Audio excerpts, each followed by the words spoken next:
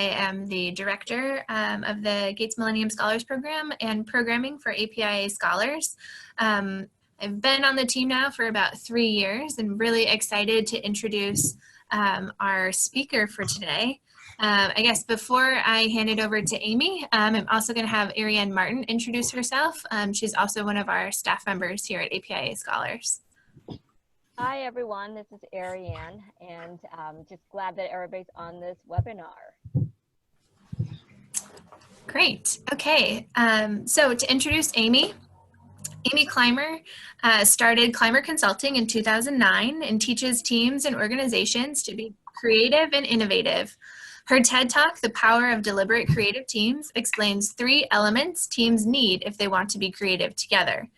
In 2016, she developed the Deliberate Creative Team Scale to help teams recognize gaps in their creative skills and mindsets.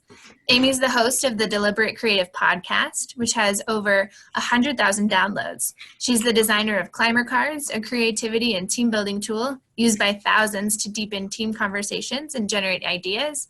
In 2016, she won the Carl Roque Creativity Award from the Association of Experiential Education, and she has a PhD in Leadership and Change from Antioch University. You can learn more about Amy and her work at clymerconsulting.com. So without further ado, take it away, Amy. All right, great. Thanks, Melissa. Can you hear me okay? Awesome. Welcome, everyone. I'm really glad to be here. Today we're going to talk about leading creative teams. And we're going to look at what are the things that you need to think about if you're on a team and you're trying to help that team be creative, whether you're a team member or if you're the person in charge of that team. And actually, as you're coming in, if you could find the mute button and if you would be able to mute yourself so we don't hear any background noise, that would be great. Melissa, I think you might actually also have the power to mute people if you could do that. So, all right, so I want to first start off and share a little bit about my perspective and the lens that I am looking at the world through, if you will, because I think that definitely influences the work that I do today. And I also have a fairly circuitous route to where I am. And for those of you that might have a major and there are adults in your life who are saying, what are you going to do with that? It's going to be okay. I have this like really random route, and I'm not going to go into a lot of detail, but I wanted to share with you a few things. So I have an undergraduate degree in biology, but pretty quickly sort of pivoted away from that. And about 2 years later, I went to get a master's degree in outdoor education. And so while I was doing my undergrad, I was doing a lot of work in the field of outdoor education. And what this means is that I led rock climbing trips, whitewater canoeing trips, backpacking, basically took people into the woods, into the outdoors to help them understand themselves better and help them learn how to be better leaders and to help teams develop at a stronger level. I've worked with Outward Bound. Some of you may be familiar with that. It's a global organization that focuses on like wilderness leadership and giving people that confidence and the skills they need to be amazing leaders. And like the beginning of my career, I started out at University of Wisconsin-Madison, like after my master's program, and I was the assistant director of the outdoor program. But then after being there for a couple years, I moved across campus to the business school because the business school saw that, oh yeah, even though you were in this outdoor field, what you're doing applies to leadership. And so I helped them develop a leadership program for undergraduates. So this is a photo of me with a group of students from a program called Leadershape, which some of you may have done or be familiar with. It's a really cool program. But today, what I do is I focus on innovation, teams, and leadership through training, speaking, and coaching. And I work with all sorts of organizations.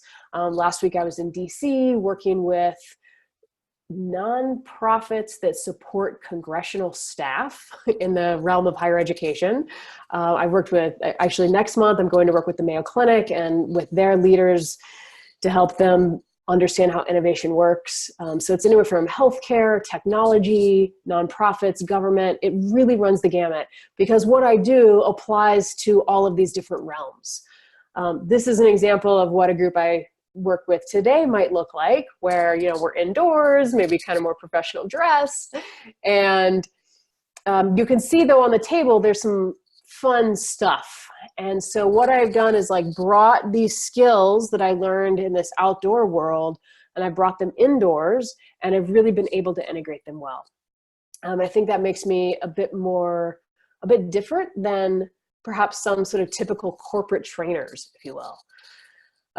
Last year I gave a TED Talk, and this was based on the dissertation research that I did in my PhD program.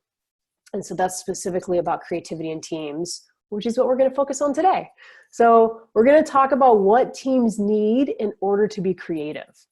So I'm making an assumption here that you care both about teams and creativity. So that's definitely an assumption I'm bringing into this work. And part of that lens that I'm looking through in this work is that we have this incredible capacity as humans to be creative. And I'll talk more about that once we get started. But for now, what I would love is to find out who you are and where are you coming in from, where are you calling in from.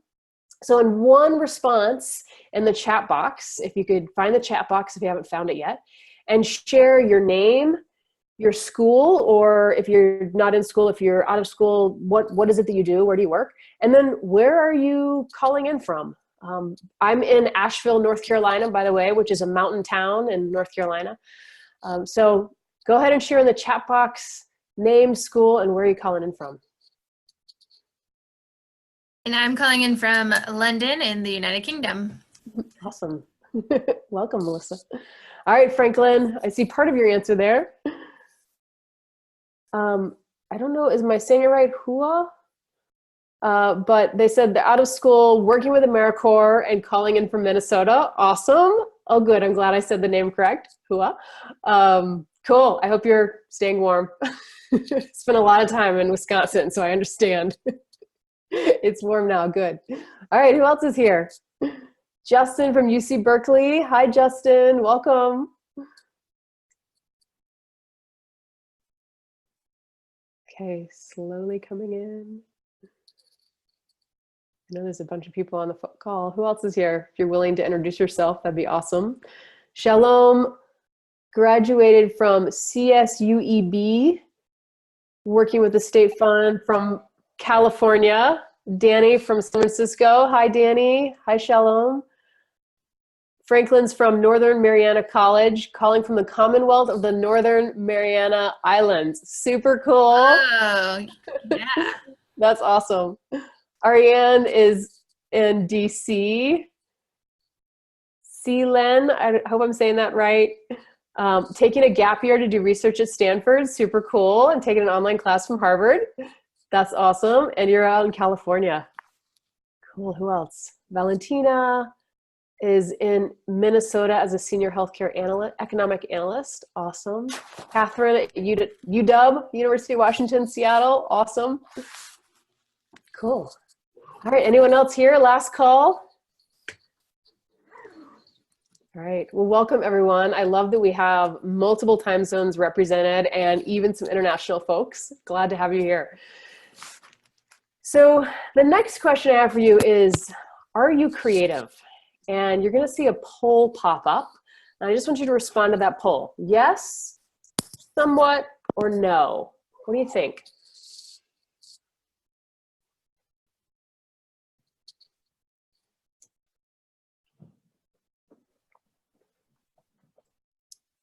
All right, we're getting some responses in. All right, can you all see the results to the poll? Can everybody see the results, Melissa? Do you know? I don't know if everyone can see them or just I can. Anyway, I will tell you. I think I can end polling, and then that should show the results. Oh, okay, go. We're learning this. Yeah. So kind of an interesting bell curve that one person says, no, I'm not creative, 3, yes, but then most people said somewhat creative. And probably actually is a pretty typical response.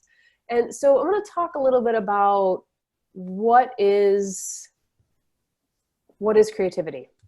Because I think there's actually a lot of myths and misconceptions about what creativity and innovation are. So first of all, what it's not. Creativity is not about your ability to draw. So if you struggle with stick figures, no worries. Like, it doesn't matter. I actually remember one point many years ago, I was at a museum looking at the sculptor's work, and they had some of the person's sketches, and I was blown away with like actually how bad they were. Like, this person was not able to draw very well, and here they had sculptures in a national museum. I was like, oh my gosh, okay. It was a reminder to me that creativity is not about your ability to draw, but actually, despite that example, it's not even about your ability to make art. So let's look at what it is. Creativity is novelty that is valuable. Okay, so I'm going to break down that definition. So first, let me talk about the word novelty. What I mean by novelty is not like novelty shops. 我好想尿尿，说真的。 If you're just joining us, if you could just mute yourself. Got it. Thanks, Melissa. So novelty does not mean like a novelty shop. You know, like I think of like these shops in tourist destinations that sell these like cheap plastic objects. Okay, that is not what we're talking about when we say novelty. But think about something unique, different, original, new. That would be novel. On the other hand, what is something valuable? Of course, when we hear that word valuable, our first thought tends to be financial. Like, we go to money and we think about something that has financial value. But actually, there's a lot of things that are valuable that have no financial value. You can't really put a price tag on them. That doesn't even make sense. That could be something like you received a gift from someone that they made that like nobody would buy this thing, but it has so much value to you. It really means a lot to you. It's emotionally valuable, and you feel this connection with the other person because of this gift. That's what I mean. That's an example of valuable that's not financially valuable. So creativity is novelty that is valuable. Now, some people make a distinction between creativity and innovation. I actually don't make a whole lot of distinction between them, because some people say, well, creativity is like coming up with the ideas and innovation is implementing them. But actually, in the world of creativity research, the definition of creativity includes implementation, because it's through that implementation that you're like, you know, iterating and like messing up and fixing it. And so you can't really have creativity without some implementation. But if you wanted to think of the difference between creativity and innovation, think of innovation as creativity with some economic gain. So we think of like companies as being innovative because they're selling products or services. Like, we would say Apple is an innovative company, but we don't typically say an artist is innovative. Like, we might say Picasso is creative. And so that's just like a little bit of like semantics. Personally, I don't get caught up in it. Like, I'm just like, whatever, I kind of use the words back and forth. So if you hear me say innovation or creativity, sometimes I'm using those interchangeably. But, and so in a few minutes, I'm going to have, actually twice during this webinar, we'll have a question break. And so if you have questions about this definition, hold on to them, and I'll have a break in a moment, which would be a good spot for you to ask the question. The other thing I want to say about creativity is that creativity is a skill. And just like any other skill, it can be and it must be nourished and developed. So for those of you who said that you feel like you're not creative or you're somewhat creative, the good news is that with practice, you can become more creative. So my mantra that I've developed, that I live by, that I teach by, is that be deliberate to be creative. It will not happen by accident. And when we hear those stories of someone that like had this aha moment and it seems like an accident, if you actually really look at the whole projection, like the whole progression, it wasn't an accident. That person had actually been working on that problem or thinking about it or preparing in a variety of ways. And then like, oh, this idea came to them. But it actually wasn't truly an accident. So if you want to be creative, you have to be deliberate. So let me give you an example of a company that initially was very creative. They were deliberately creative. And then over the years became less so, really to their demise. So I want you to think about, I want you to imagine it's 1909 and this is your house. You live in the United States, but you live in a very rural part of the United States. This house happens to be from Virginia, so you can think of yourself maybe as being in Virginia, but picture yourself anywhere. And you're really excited because your sister is getting married. And your family, this is like the focus, you're all focused on this, and your family really wants her to have a nice wedding dress. However, because of where you live, physically getting a wedding dress or getting the fabric to make a wedding dress is kind of an ordeal. There are cars in the world at this point in time, but you don't own a car. And even if you did, there aren't really roads to navigate to get to the city. It is a 2-day travel on horseback to get to the city. You do have a horse, but you also have a little bit of a farm. You grow a lot of your own vegetables and food. And so for you to go to the city to get some clothes, to get a dress or to get some fabric, it's 2 days there. It's a day in the city plus 2 days back, which means you're away from home for 5 days, which certainly would have an impact on the farm that you all manage, as well as the time, just the expense of being gone for 5 days to get this wedding dress.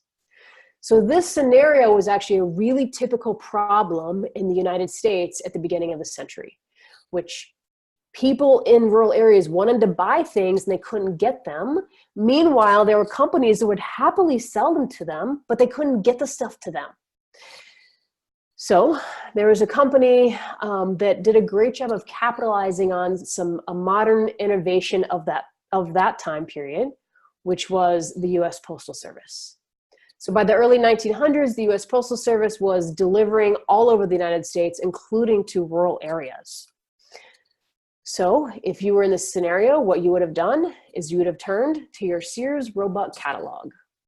This catalog, if you're my age, I'm in my 40s, you might have even remembered seeing this as a kid. If you ask your parents if they grew up in the US, they probably know what a Sears catalog is. But this catalog in the early 1900s was about 500 pages. And it was just pages and pages of anything you could imagine. You could buy it from Sears. There is no doubt that Sears changed consumerism in the United States. The very first house I ever bought was actually a Sears house. So it was built in the 1940s, and you could buy a house from the Sears catalog. You'd pick out your house, and they would ship it to you in parts, and then you would just assemble the pieces, kind of like a real-life Lego set. And the first house I bought, which is still standing today, was a Sears house. So Sears did this amazing job of figuring out, how to solve this problem both for them and for their customers. So they definitely were doing something novel that was valuable, highly creative. I want you to fast forward 90 years to the end of the 1900s. And at that point, the modern technology of the time was, of course, the internet. And I would say Sears was a bit slow to catch on. And instead, this other company, Amazon, did a great job of figuring out, maybe people want to order things online. And initially, all they sold was books. And of course, now today, like I'm sure all of you have been on the Amazon website sometime in the last month, chances are pretty low you've stepped in a Sears store even in the last year.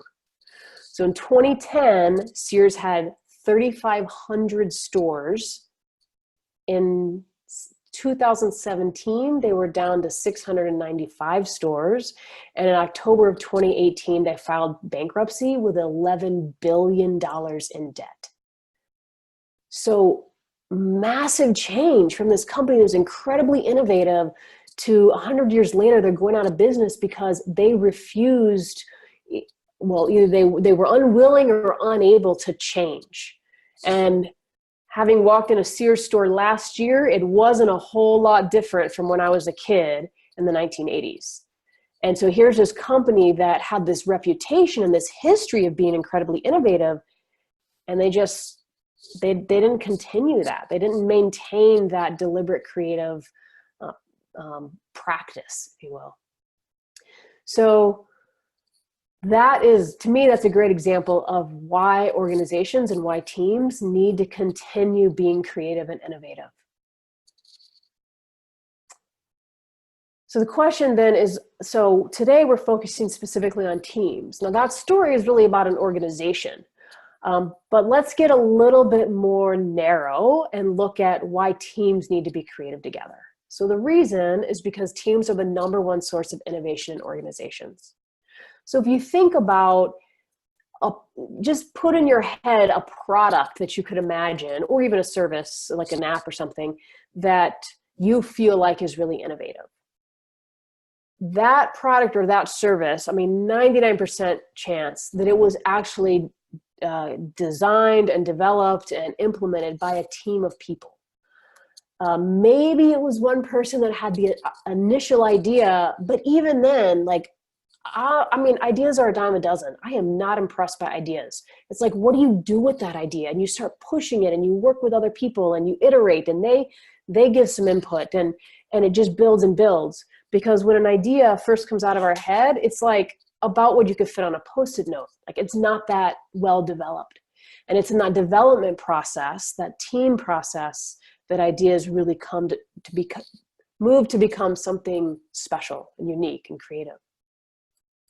Ed Catmull, who's the CEO of Pixar, says, if you give a good idea to a mediocre team, they will screw it up. But if you give a mediocre idea to a brilliant team, they will either fix it or throw it away and come up with something better.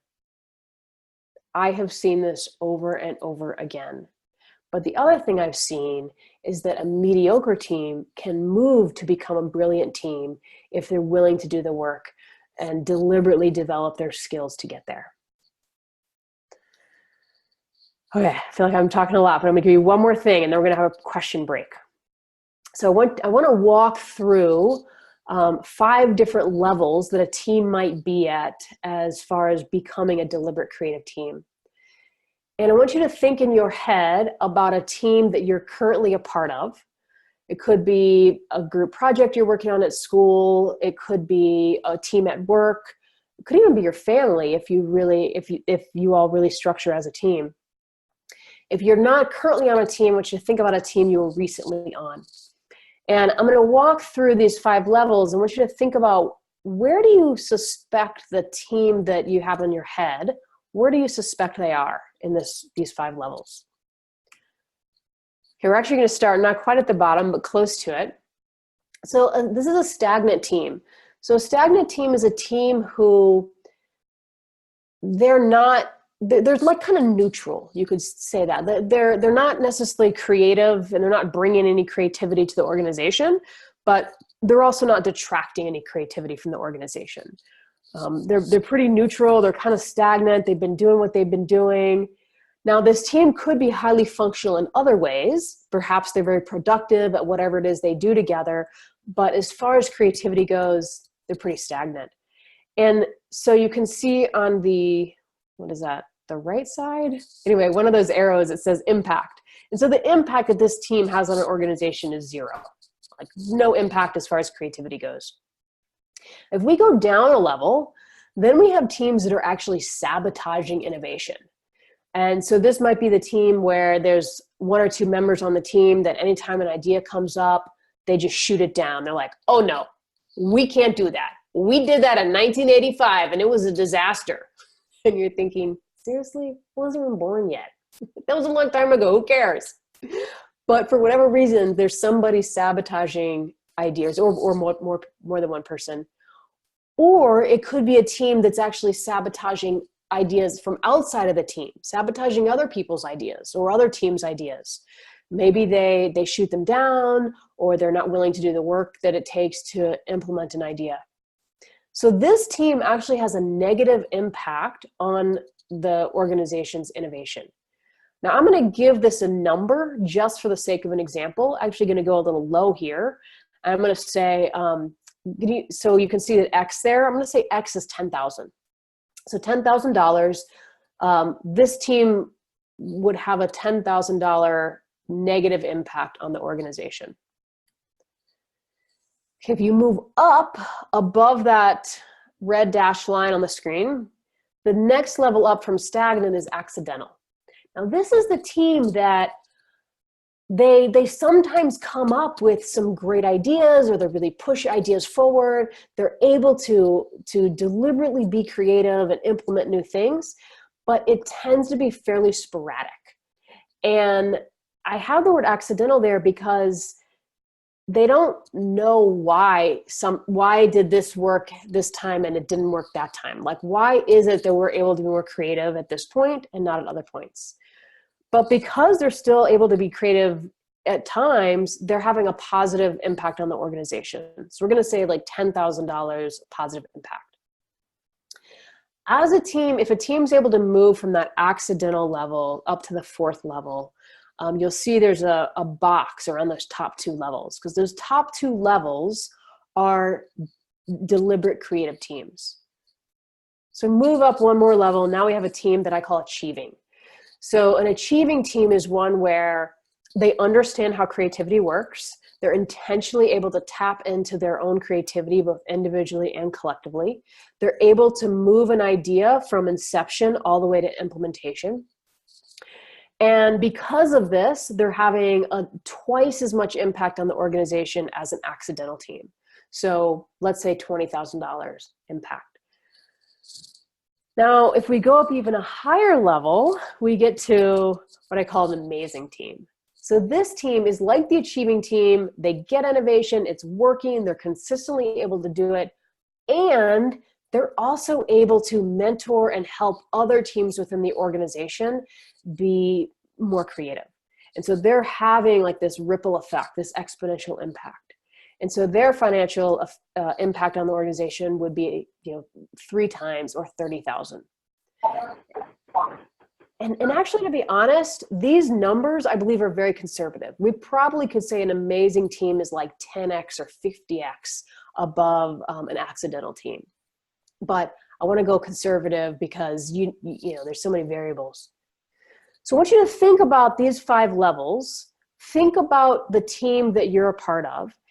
And not yet, but in a moment, a poll is going to pop up where you'll be able to indicate which team that you think, where you think your team fits. But let me add one more piece first. And that is that I want you to imagine if this scale here was turned sideways, then think of this as a bell curve. Most teams are at the stagnant or accidental level. I would say a very small percentage, maybe anywhere from 1% to 5%, would actually get to that amazing level. Fortunately, not many are truly sabotaging either. Kind of depends on the organization. So given all that, you're going to see a poll pop up in a moment. Melissa's going to put the poll up now. And go ahead and indicate, where do you think the team that you're a part of is?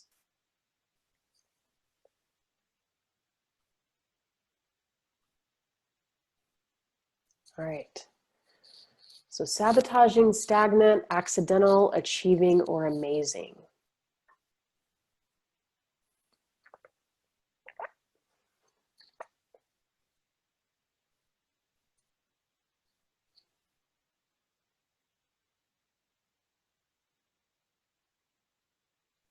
All right. A couple more votes, I think. Okay. Closing the poll. All right. Okay, so you can see the poll. Wow, like almost a perfect bell curve there. With the stagnant and accidental being the highest. A couple people are on an achieving team, which is awesome. One person's on a sabotaging team. I'm very sorry. And no one said they're on an amazing team. This is really helpful. I want you to think about where you're at, and then as we move forward in the webinar, think about how you can apply what you've learned to help your team just move up a notch. That's the goal, is just move up one notch. Ultimately, you may want your team to get to that amazing level, but you gotta, baby steps to get there. All right. I'm going to close that poll. So I want to move into just a question break. So if you find the chat box, what questions do you have right now? I just threw a lot at you. And what I'm going to talk about after this question break is kind of getting into like, okay, great, now what? How do I actually move my team up a level? But what questions do you have about what I've already talked about? Throw those in the chat box.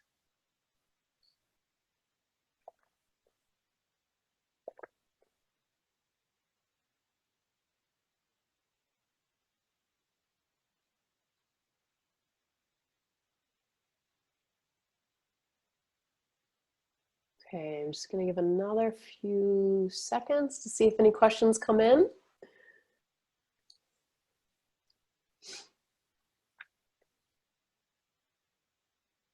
Okay, I'm not seeing any questions right now. We're going to have another chat break towards the end.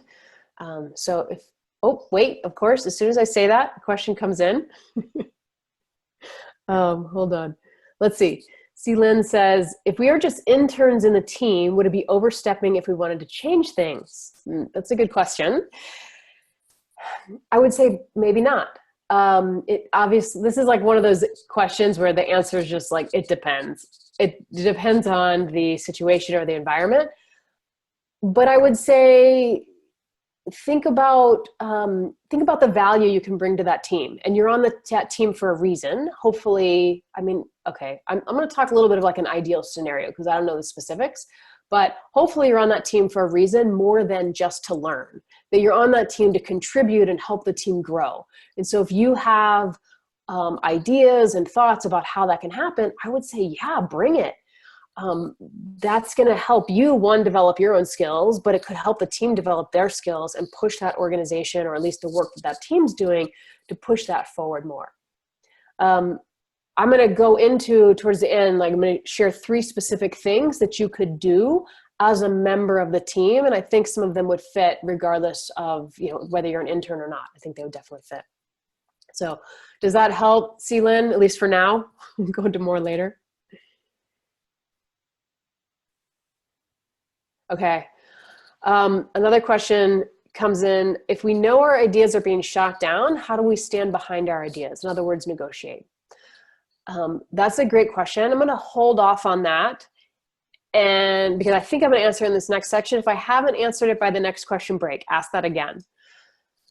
And okay, so Valentina asks, what do you do on a team that doesn't value, is not willing to embrace or appreciate change or creative ideas? It's a good question. So certainly an assumption I'm operating from is that this team or organization wants to be creative. Okay, so like creativity is what I do. This is what I talk about, I teach, and I don't believe every single team needs to be creative, and they certainly don't need to be creative at all times. If the purpose of the team is strictly to implement, like, okay, here are the tasks, we don't want you to change anything, we just want you to implement them. Like, to be overly simplistic, a team is put together to assemble items, like your job is to stuff all these envelopes with these papers so that we can mail them out. You don't really need a whole lot of creativity to get that task done. Now, I'm assuming that your team is doing more than that, but I say that to just say, keep that in mind, and that creativity is not always needed. However, I would also say that at an organizational level, if none of the teams are being creative, there's no creativity happening, then eventually the organization will go away. Now, let me go back to that example with Sears. That demise, like Sears' demise, was a very slow process. So if an organization's not creative or a team's not creative, like from one day to the next, you're not going to notice a whole lot of difference. It's more like what's happening over months or years. And you may have heard the phrase innovate or die. I think of it as innovate or slowly wither away. Okay, all that being said, your question is, what do you do in this case? So I think the first thing to figure out is, like, do they actually want to be creative together? And actually that's going to segue into something I'm going to talk about in a moment. So again, if I haven't gotten to that at the next question break, ask it again, Valentina. Okay, thanks for those questions. I'm going to move on. Okay, so let's talk about what do teams need to be creative together. So this is based on research that I did, and I developed an assessment scale. And there are these 3 elements that teams need if they want to be creative together. And I created a scale called the Deliberate Creative Team Scale that measures these 3 pieces in a team of where they're at any given point. So I'm going to walk through each of these and talk about what they are and how they work, and keep that same team in mind as you're thinking about these pieces. So the first one is your team purpose. Like, what is your purpose? Why does this team exist?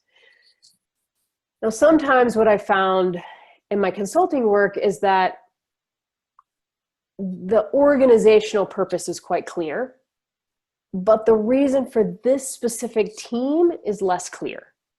So for instance, I was once working with an insurance company, and I was working with their executive team, and I asked them, I said, what is the purpose of this team? And they all kind of looked at each other, and someone said, do you mean like our mission? And I said, well, that's like the organization's purpose, but what's your purpose, this team's purpose? And actually the CEO made a sarcastic comment, and basically they were not able to answer the question. So clearly they had a lot of work to do of like, why does this team exist? Why do we meet on a regular basis? Now, sometimes it's obvious. If it's the marketing team, okay, our job is probably to market the products of a company. But with something like an executive team or different types of teams, it might not be obvious. Or different people on the team have a different understanding of what that purpose is. So Valentina, this goes back to your question of, this may be a conversation your team needs to have, is what is our team's purpose? So is your purpose to maintain the status quo? Is your purpose to push new ideas? Is it to looking at the status quo and how do we improve upon it? And I think a simple way to do this is just ask everybody on the team in a meeting, like at some point in the meeting, okay, give everybody like the longer, like 3-inch by 5-inch Post-it notes. So not the square ones, but a little bit longer, and have them like just write down on the Post-it note, what do you think this team's purpose is?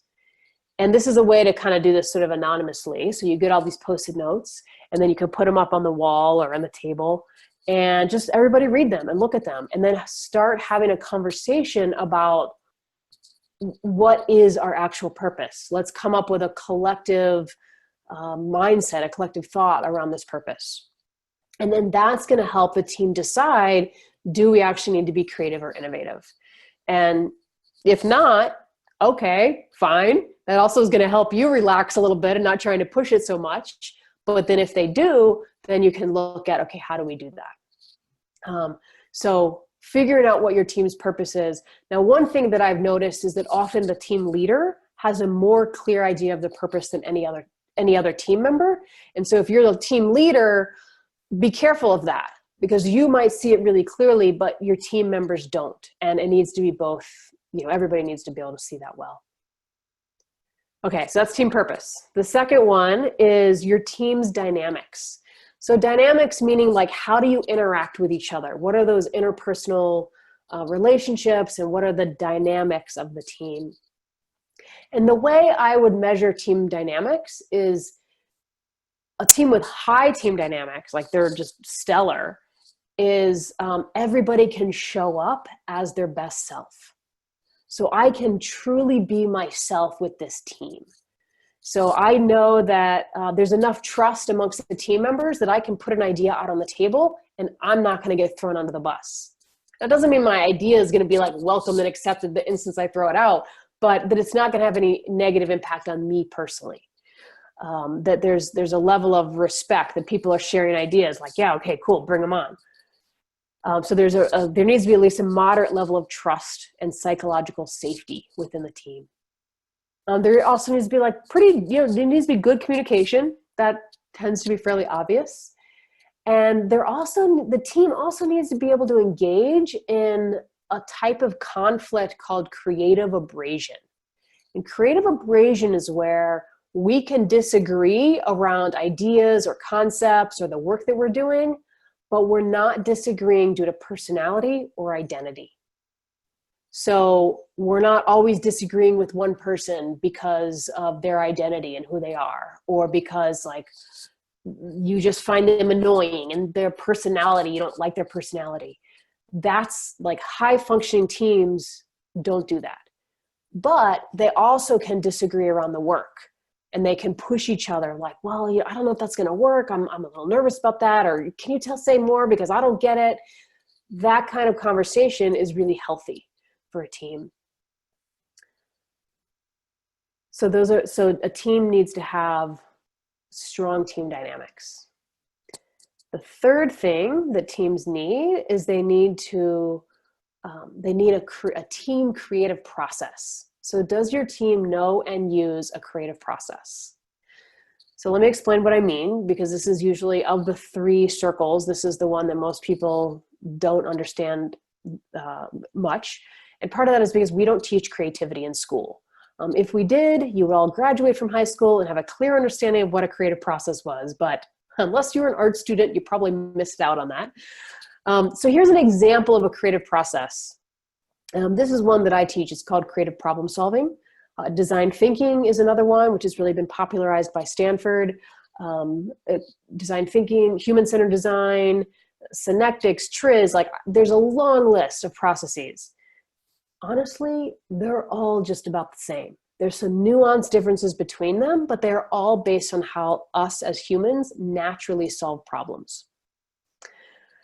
So we first have to clarify, like, what is it that we're trying to do? What's our problem we're looking at? How do you, you clarify what the problem is, and then you start coming up with ideas. Like, okay, how do we actually solve this problem? My experience has been in teams that don't understand how to ideate, or they're not used to brainstorming or coming up with ideas. They'll come up with like 3 or 4 ideas. And I'm actually talking about coming with like a couple hundred ideas, like really going big. And all these ideas, that some of them are going to be completely wacky, but really dig into that ideation. And then, let's say you do have 300 ideas. A bunch of them are going to be junk. But what are like 3 or 4 that you might want to develop further? So you're taking it beyond just some notes on a Post-it, and you're fleshing it out. You're like, okay, how might this work? Let's see if this is something we can move forward. And then that last stage is implementation. Now what happens is we naturally go through this cycle, but we all have a preference for one or more of these stages. So personally, I love ideating, and I also like implementing, but I'm not very good at clarifying. And so sometimes I'm coming up with ideas for a problem that doesn't actually exist because I haven't clarified well. In a team, if I'm on a team with someone who's a high clarifier, they're going to ask a lot of questions, and I'm going to get frustrated with all their questions because I want to just get into the ideas unless I understand that. And that's where those team dynamics really come into play of like, do we have this mutual respect for our differences and our different styles? And so there's actually an assessment tool out there called Foresight that measures where you are on this, which your preferences are. Okay. So I'm going to go back to the Venn diagram that I talked about. We have team purpose, team dynamics, and team creative process. So here's a thing that's kind of cool, is that the process drives the dynamics. So let me give you an example of what that means. Say that you are on a team and you've noticed that of the 8 team members, there are 2 people on your team that in a typical team meeting, they just don't talk very much. And part of that is because the other people are so vocal, but there's like 2 or 3 people that are pretty quiet. And they have like intelligent, helpful thoughts and ideas that when they do talk, it's like, oh, wow, that's a great idea. Why don't you talk more?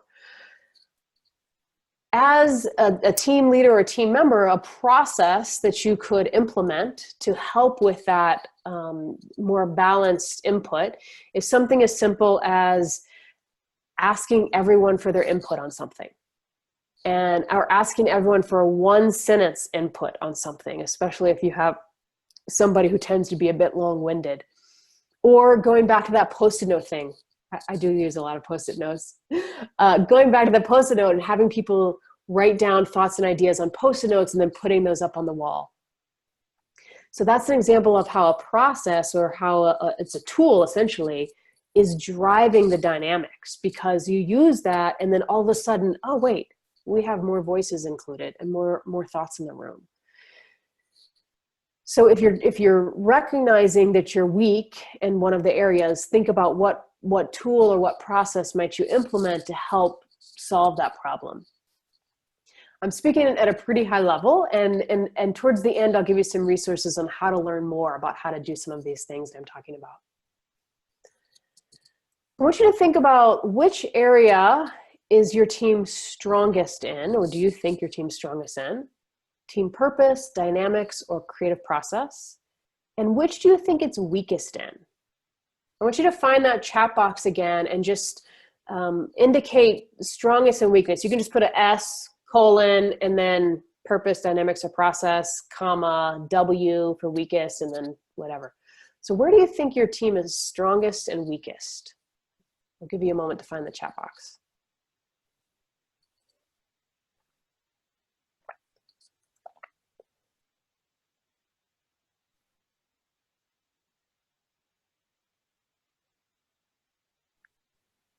And you're kind of just taking your best guess because you don't really know. You're just one person on the team. And so really it's about like, well, okay, what's our collective perspective? But this will give a start to that. All right, so Franklin says strongest in team dynamic, weakest in creative process. Hua says weakest in communication, strongest in purpose. Okay. Justin, strongest in getting the task done. Okay. So maybe that would be purpose, I suppose. A little bit of dynamics there, perhaps. Celine says weakest in team dynamics, strongest in purpose. Justin says weakest in creative process. Yep. Okay, so another Shalom, strongest in purpose, weakest in team dynamics. So it's kind of a little bit of a mix. I'm not seeing anyone say that it's super strong in creative process, but strongest in purpose and team dynamics. And I think that's actually pretty typical. For one, I think that identifying the purpose is like, it's just more straightforward. It's just like, we get that. I also think that team dynamics is something that has been talked about and pushed for the last probably, I would say 20, 30, 40 years is something that, like, you know, when I was a kid, there wasn't necessarily conversation in middle school about team dynamics, but nowadays there is. Maybe they're not using that word, but they're talking about like communication and problem solving, and they're focusing on that more. And so now we've been talking about this as a society for, 20, 30, 40 years. Whereas creativity and creative process, like very few people even know what that is. And so it makes sense that typically that's the area that most teams are weakest in. Okay, so last little segment here of the webinar, I want to talk about what can you do as a student leader or a young professional or an intern on a team. So there's three things. So the first thing is start within, start with yourself. And this might not be the most popular because I feel like you're like, oh, start with myself, come on. But it's true. It's think about your own role on the team, and are there times where you jump in and you shoot down an idea too soon? And I'll talk about in a moment when to do that and when not to. But are there things that you're doing that might inadvertently be sabotaging creativity? There's a popular approach, or I shouldn't say popular, it's like the foundational approach to improv comedy or improv theater, where actors are up on a stage and they literally have no lines. They are making it up as they go. And one of the tenets of that is something called yes and, where one of the actors says something and the other actor in their head quietly is saying yes and they're adding to what the first actor did or said. If I'm an actor on the stage and I'm like, oh no, that ain't gonna work, I've just killed the whole scene, and now the whole thing is messed up. But if I go with the flow, I'm like, all right, let's see where this goes. Let me see what happens. And I don't try to control it so tightly. it actually leads to more creative outcomes. And so that's something that you can practice. Like next time you're in a team meeting, you might even have like on your agenda, just written up in the corner, yes, and, as a reminder to yourself to try to withhold judgment and see how you might be able to contribute to creativity, or at least not sabotage it. The second thing is there's two types of thinking you need in creativity. And you need to separate those types of thinking out. And I find that teams mix this up all the time. So the first type of thinking is called divergent thinking. The second is convergent. So divergent thinking is where you're thinking really big, you're like all these ideas. You're basically, if you see that image there, you're trying to like fill this bucket with as many ideas as you can get. That's divergent thinking. Even though some of those ideas just might be junk, you're just putting them all in. And you're withholding judgment and you're building on each other's ideas. And then after that's happened, you move into convergent thinking, which is where you're like, okay, we're going to narrow in, we're going to take those best ideas. That's when you start evaluating and pick out those best ones.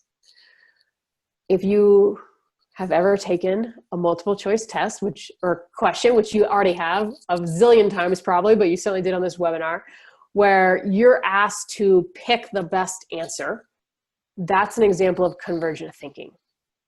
Unfortunately, if you went to school in the US, at least a typical mainstream school, you have very well developed convergent thinking skills. You have been trained from the time you were a small child how to pick the best answer, right? Like every multiple choice question is a convergent thinking question. Unfortunately, we don't get a lot of training in how to think more divergently. So what happens in a team meeting is people are sharing ideas and they're in this divergent thinking mode, and then someone says, oh no, that's not going to work. And it just shuts everything down. So if you can help your team recognize, hey, let's just like generate ideas right now, and then we'll evaluate them in a minute, and then move over to evaluation, you're going to get more ideas and you're going to get better ideas. So that's the second thing that you can do regardless of your role within the team. The other thing I want to encourage you to do is, if you are in a role where you're leading a meeting, is to plan the meeting. I am sometimes amazed at how many people, not just young people, of all ages, of all points in their career, who show up in a meeting that they're leading and they have put little to no effort into planning it. And if you were to calculate the math of how much people are getting paid hourly, you would find out that meetings are actually incredibly expensive to organizations. I would say a conservative, like at a small nonprofit that doesn't pay very much, a meeting is about $500 an hour. Versus like, a big company that like really high salaries, that is a super expensive hour. So use it well. And you can plan the meeting to foster creativity. And I'm not going to get into the details of that now. But I'll give you some resources where you can learn more about that. So those are the three things. Start within, separate out divergent and convergent thinking, and plan meetings if you are in that role. All right, last chance for a question break, and then I'm going to share some resources and we'll close up. I think, Valentina, I think I answered your question. Hua, your question about ideas being shot down. One thing I would recommend is make sure that everybody is clear. Are we doing divergent thinking or convergent thinking? And so a lot of times ideas get shot down because you're presenting this idea and the person who's listening thinks it's like a complete idea, when actually what needs to happen is a conversation about it. And like, hey, let's just explore this. I don't need a yes or no. Just like, can we explore this as a possibility for 5 or 10 minutes? And then that gives a chance for everyone to ask questions and look at it from different angles. And so you're not like negotiating like, hey, this is what I think you should do, but you're engaging in conversation around those possibilities. Okay, good, that was helpful. All right. I'm going to move forward and wrap up, but I'm happy to stay on for another 5 or 10 minutes after if people have more questions. So if you want to learn more about deliberate creativity and teams, you can go to my podcast, which is called The Deliberate Creative.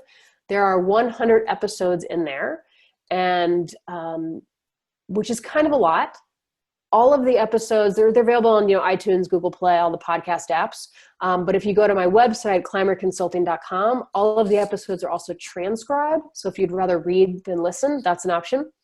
And Melissa is going to give me your email address. And so one of the things that I can do after this webinar is I'll send you an email with where I curate a list of, okay, here's a few that I would recommend you start with. So I'll send you a few podcast episodes I'd recommend you start with.